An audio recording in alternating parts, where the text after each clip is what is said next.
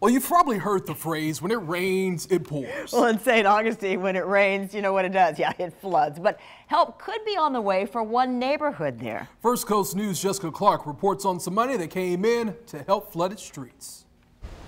We decided to come down to the Blue Hen and have lunch. So that meant Cindy Pilkington and her friend had to drive through the Lincolnville neighborhood in St. Augustine. I've noticed that a lot of areas are underwater. The streets are. And as you drive through, you're like, okay, is there a pothole there? Or is there something, a sinkhole?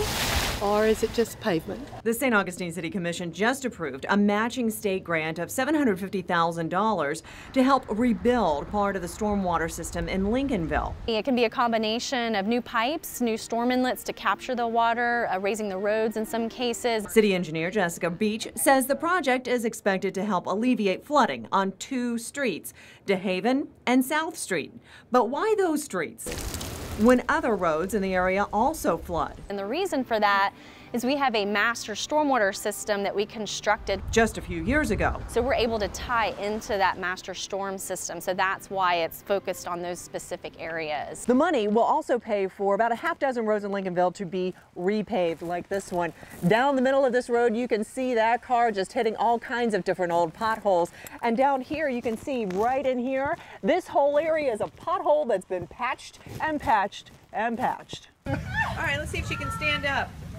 This is video and photos from Cordova Street, one road outside of Lincolnville. This flooding is not from a hurricane, just a heavy rainstorm. So why does this happen? So it's low-lying in some cases, and it's an old infrastructure. And help is on the way for this area, too. So we have good news on that. We got federal funding from FEMA to do a massive project. And that sounds good to locals like Pilkington. All of downtown needs it.